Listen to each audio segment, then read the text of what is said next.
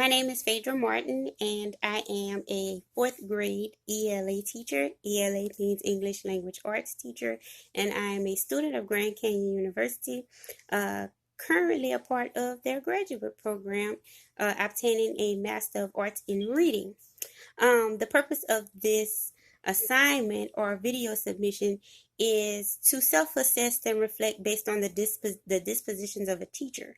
Um, first, the first two dispositions that I believe I possess in order to be a success that makes me a successful teacher is high expectations. Letting my students know what's the why and the what behind their learning. Expecting and believing that every child has the ability to learn. I've often heard some teachers say that the students cannot conform. Well, I just believe personally that every student can achieve at their level of achievement. We just have to be able to meet them there where they are and build them up, even if that requires front loading some information or scaffolding to get them where they are so that they can achieve the next level of learning.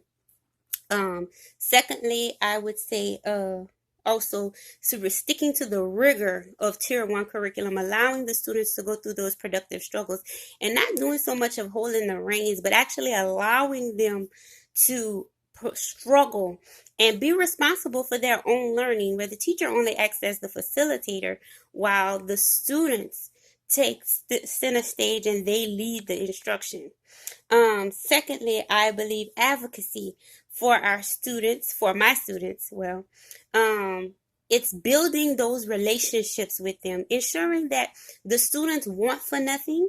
I teach at a Title I school, so we're literally below the poverty line, and I actually grew up in the same school I teach at. So, knowing where they are and knowing teacher knowledge of students, knowing your students, knowing their interests, knowing their abilities, taking that time to converse with them outside of the classroom, getting to know them helps to be an advocate.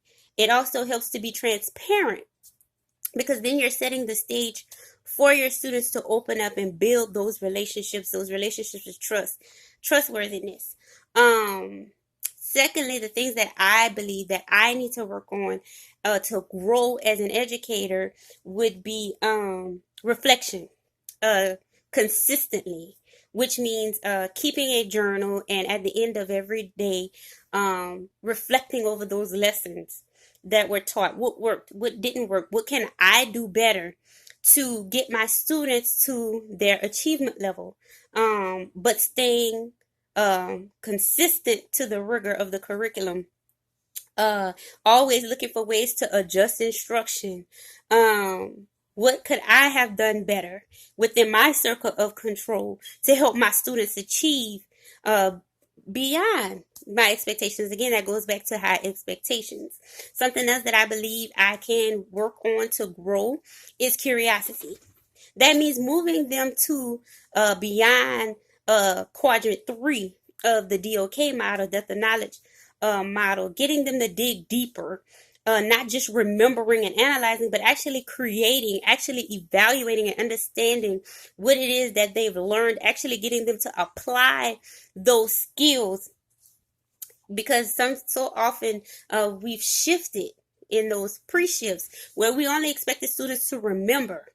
Now we're shifting them beyond to quadrant 4, getting them to dig deeper into complex text, getting them to tie in and make those real life connections. I believe that I can do more of that as a teacher, as an educator. What does a professional educator look like? A professional educator dress the part, always dress professional. Always carrying themselves, remembering who they represent, because not only are you representing yourself, but you're representing your school, you're representing your students, all stakeholders. Always ensuring and keeping those core values at the center of our minds: honesty, trustworthiness, being educated, being constantly learning. Those are the things that I believe drives a professional educator. This is the end of my video. I Thank you. That's it.